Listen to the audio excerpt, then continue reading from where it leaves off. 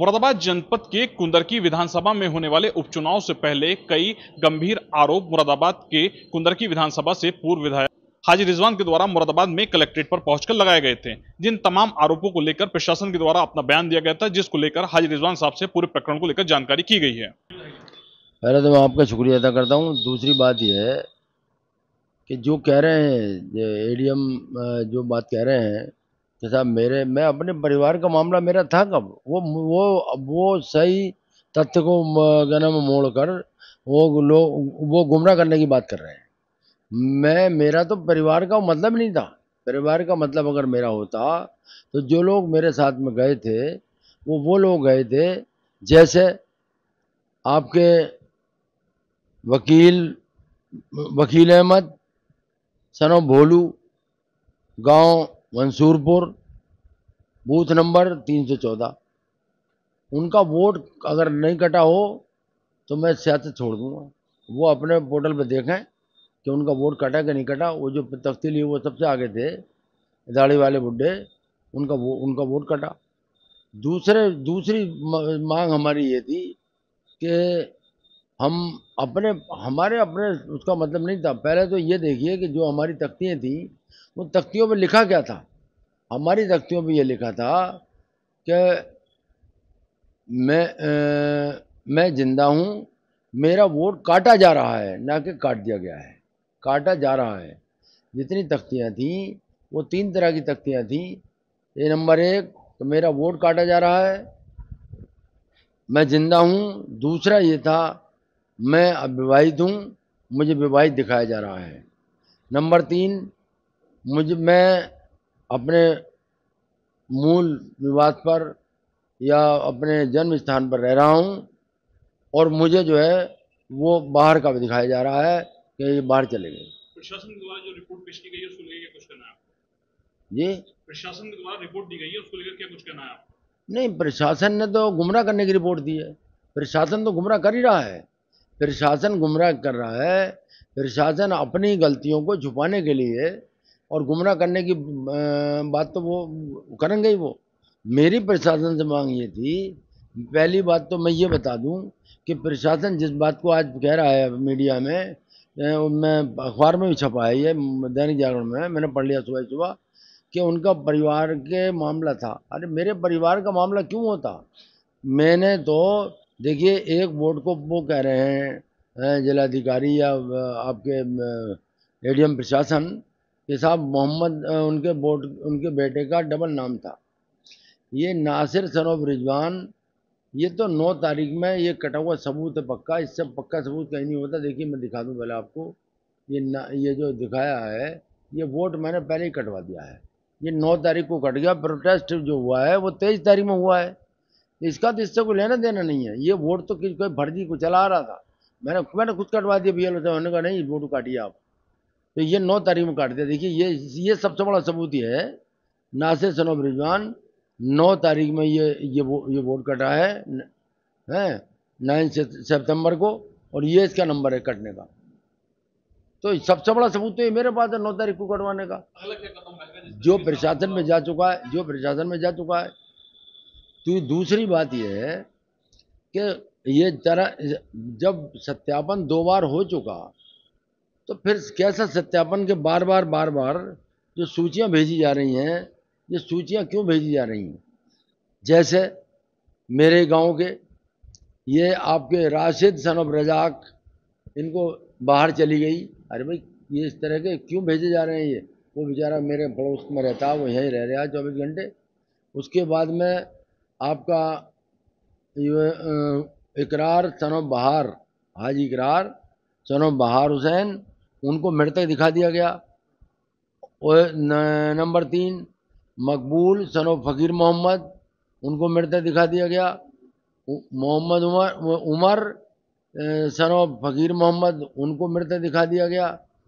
और इस तरह से जो है सबसे बड़ा सबूत नौशे खां सनब जलील अहमद, जो एडवोकेट हैं, कचहरी में वकालत करते हैं, उनको मृतक दिखा दिया गया। ये देखिए उनका प्रमाण, वो भी साथ में गए थे। ये प्रशासन गुमराह करने की बात कर रहा है। मेरे परिवार का क्या मतलब था भाई? देखिए ये देखिए नौशे खां सन ऑफ जलील अहमद मृतक जो वकालत कर रहे हैं वो भी अगला क्या कुछ कदम रहेगा? तो नहीं, ये पहले तो मैं ये बता दूं कि जितने भी थे ये आपका ये क्या नाम है वो थी इल्मा इमरान, ये लड़की पढ़ रही है हाई स्कूल में अभी, इसकी शादी दिखा दी गई। इसका दूसरा ये है कि क्या नाम है मुनव्वर सन ऑफ खलील, उनको मृतक दिखा दिया गया। या अमीन सन ऑफ खलील, उसको मृतक दिखा दिया गया। आसिफ की बीवी को ये लड़की बना के उसको शादीशुदा दिखा दिया गया। तो जो प्रोटेस्ट था उससे हट के बात क्यों कर रहा है प्रशासन? प्रशासन जो है जब अपना फंसाव देख रहा है तो उसके बाद में हमारा कहना ये था, ये जिस तरह से ये सूचियाँ बन बन के आ रही हैं, जब सत्यापन हो चुका तो ये सूचियाँ बन बन के बार बार कट के क्यों आ रही हैं? बीएलओ भी परेशान, 7 नंबर फार्म है, 7 नंबर फार्म हम लोगों ने दिए गए। दूसरी बात यह है वो मेरे गांव के मामलों को क्यों दिखा रहे हैं? देखिए सबसे बड़ा सबूत ये है आपका देवापुर, बूथ नंबर 94। कई जगह ये समस्या है, कई जगह ये समस्या है। हाँ तो कई तो सब लोग आए थे ना वो तक लेकर।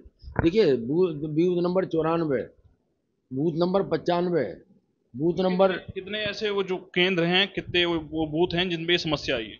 ये समस्या, ये कल 15 बूथों का मैंने चिट्ठा दिया उन्हें साहब को, तो वो मेरे घर का क्यों बता रहे हैं? गुमराह करने की बात कर रहे हैं।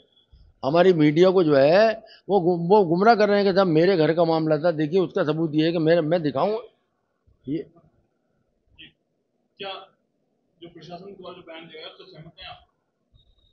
नहीं, जो मैं कहता रहा हूँ जो अखबार में प्रशासन ने दिया है कि साहब इनमें कोई नहीं, उनके परिवार का मामला था। मेरे परिवार का मामला क्यों होता? मेरे परिवार का मामला नहीं था, वो गलत समझ रहे हैं वो।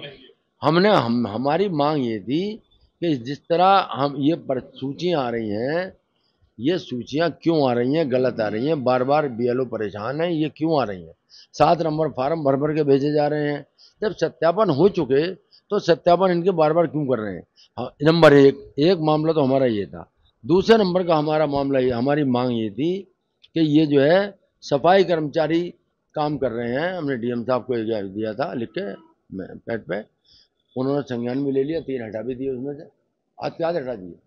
तो ये मैं दूसरा ये था। तीसरा हमारा जो सबसे बड़ा मामला था वो ये था, क्या है सबसे बड़ी जो मांग हमारी थी वो ये थी कि देखिए ये है भाजपा के हिंदू बूथ, मुंडा पांडे हुआ, भदासना हुआ, ईला रसूलाबाद हुआ, लोधीपुर बासी हुआ, चंदनपुर ईसापुर हुआ, बेभीत खेड़ा हुआ, धतरा मेगा नगला हुआ, मानपुर पट्टी हुआ, नौवा नंगला हुआ, भजनपुरी हुआ। क्या कुछ समस्याएं हैं इसमें? समस्याएं ये हैं कि इसमें एक एक दो वोट काटा है और हमारे 80 90 90 100 वोट काटे गए। इसी चीज को तो हम लेके गए थे कि डीएम साहब आप इन गाँव का तो सत्यापन कराइए, इनका सत्यापन क्यों नहीं हो रहा है? इनमें बीएलओ साहब रिपोर्ट क्यों नहीं भेज रहे? असल सबसे बड़ी बात तो ये, हमारे तो हर बूथ को खंगाला जा रहा है और बार बार परेशान किया जा रहा है। अब एक एक गाँव में बताइए, इसमें क्या नाम है आपके देवापुर में, एक एक गाँव में 60 70 80 वोटों के जो है वो सूची भेजी जा रही है। माँ बाहर मृतक, बाहर मृतक, बाहर मृतक।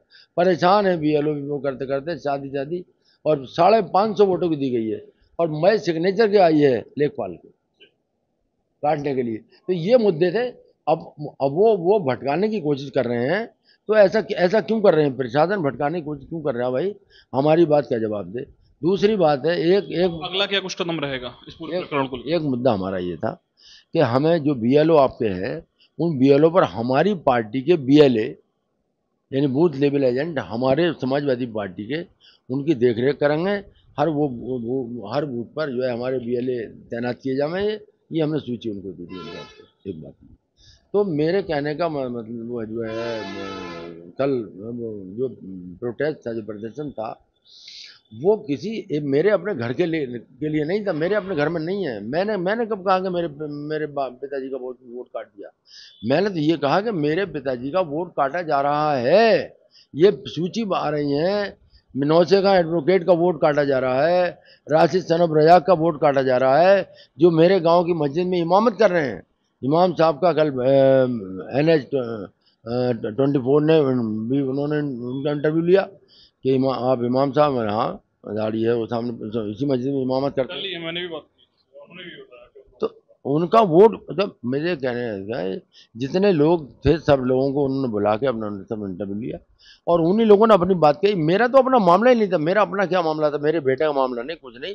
जो एक फर्जी नाम चला रहा था मैंने पहले ही कटवा दिया वो, तो उसको तो प्रशासन। आगे क्या कुछ कदम रहेगा जिस तरीके से वोट कटने की बात आपके द्वारा कही गई? वोट कटने की साजिश एक पक्षीय हो रही है, एक पक्षीय हो रही है, बिल्कुल मैं डंके की चोट कह सकता हूँ इस बात को। और एक पक्षीय कार्रवाई क्या नाम हो रही है। उसके बाद में जब पोर्टल से हम लोगों के पास रिपोर्ट सीधी आएगी और उसके बाद जो है वो बिल्कुल, अब तक तो हम ये कह रहे हैं कि काटा जा रहा है, अविवाहित हैं, काटा जा रहा है, लेकिन हम कल के बाद फिर ये देंगे कि ये वोट हमारा कट गया, आप अपने पोर्टल पे देख लीजिए। हमारी बात अगर कोई झूठ झूठ है उसको आप पोर्टल पे देखिए, तब तो पोर्टल तो सबूत होगा एक पक्का। तो आपके हम मैं पूरे सबूत के साथ जाएंगे और फिर हम देखेंगे एडीएम प्रशासन साहब कैसे आपको गुमराह करने की बात करेंगे, जो अपना बयान देंगे गुमराह करने का। अरे क्या हमारा सवाल क्या है और जब आपको मोड़ रहे हैं वही बिल्कुल जो जो सरकार कर रही है उनकी, वही हमारे एडीएम साहब कर रहे हैं। सरकार भी जो है सीधी बात करो उससे तो घुमा फिरा के जवाब दे, झूठ झूठ बोलने के की क्या नाम है, अलावा कुछ है थोड़ी उनमें। नहीं ये हो रहा, हम ये बनवा रहे हैं, वो बनवा रहे हैं। अरे तुम क्या बनवा रहे हो? हवाई अड्डा हमने बनवाया, जिन रास्तों का आप उद्घाटन कर रहे हैं, जिन रोडों का, वो रोड सब मेरे बनवाए हुए हैं, वो मेरे बनवाए हुए रोड हैं, उनकी मरम्मत हो रही है खाली। ये मेरे साथ बात करने के लिए हाजी रिजवान साहब थे, जिनके द्वारा अभी भी कई गंभीर आरोप लगाए गए हैं। शारिक सिद्दीकी, टीवी 9 मुरादाबाद।